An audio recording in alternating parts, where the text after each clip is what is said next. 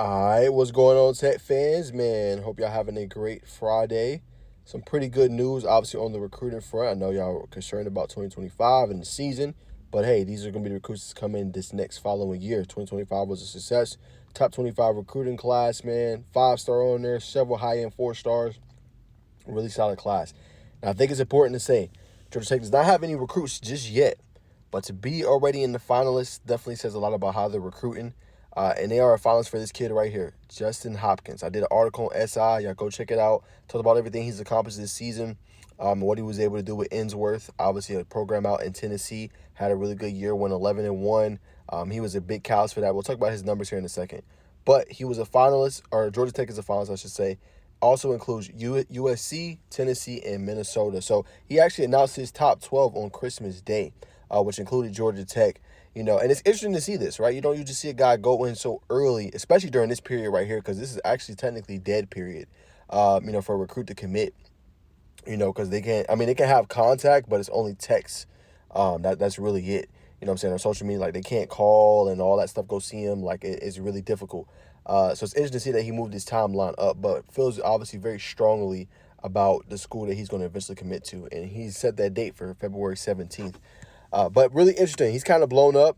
What's interesting with these is that USC and Georgia Tech both offered him in January. Like I said, Georgia Tech re-offered him, January 17th, and then USC offered him, I think it was like January 24th. So it's also some recent, deals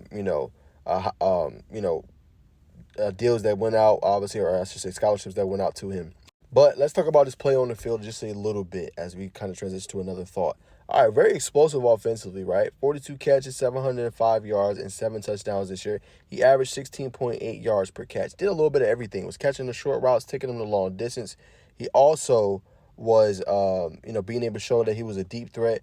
Was being able to do pretty much any route in the route tree, man, and explosive. He had a punt return or had a kickoff return for a touchdown that ended one of the games. I thought that was very impressive when you look at that. They ended up being Lipscomb Academy. I mean, like that was huge. You know what I'm saying? He also has an interception return for a touchdown, as you guys can see here, with his 16 tackles, 2 tackles for loss, 7 PBUs, 2 interceptions. But I think offensively, just very explosive player. You know what I'm saying? Just get the ball in his hands and let him cook. Defensively, plays bigger than his size. He does have some pretty good size at 6 foot, but pretty good hitter, I think, you know what I'm saying? And I think what separates him is his ball skills, right? Has really good technique, knows when the ball is coming, doesn't interfere with the receiver, and always makes a break on the ball, whether he's tipping in the air, results in an interception, or catching one of his own. So, yeah, I think overall, man, he's very talented. Like I said, Ensworth had one of their better seasons. They went 11-1 this year, lost to McCallie. McCallie ended up winning it all, beating Baylor in the state championship. So you're talking about a player that can ball, go up against elite competition, and be able to stand out, man. And obviously Tennessee is one of those states that's very underrated when it's in terms of their recruits and guys they have, man. So I think, too, for Georgia Tech, it just speaks to their ability to recruit at a high-end level, right? Like I said, this will probably be the first one I think they've been a finalist for as far as a high-end a guy so far in this class. Obviously, Kennedy Bailey's another one they had top 10, but as far as narrowing it down to top 4, top 5, I definitely think this is like the first one they've had so far in this cycle. So, they're doing a good job. Coach Corey Peoples, Coach Q, obviously got a new defensive coordinator now that we talked about on the channel, but to be able to be already in the sweepstakes for a major end player, I think says a lot. Then Corden 247, 4-star prospect, number 234 nationally. A guy that can ball, man. You know what I'm saying? So Georgia Tech just continue to do that. They recruit at a high-end level. And I think what's going to really help them with a lot of these kids, especially 2026, maybe even later in the cycle, how early does these 2025 guys play? This Dalen Pensons, the Tate Harris.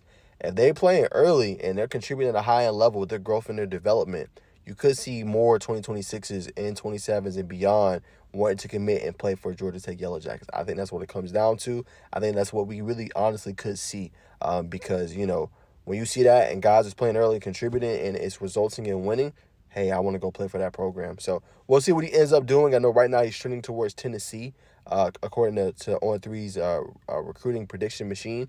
We'll see what he does, but still very good for Georgia Tech to just offer him in January and already be a finalist for his services. But y'all comment below. Would y'all want him to be the next Yellow Jacket for the 2026 class? Y'all let me know in the comments. But I would say this is a pretty good get. I would put a B+. If they're able to get this guy B+ to A-. I think he'd be a really good get for the program, but we'll see what happens and who he ultimately decides to choose.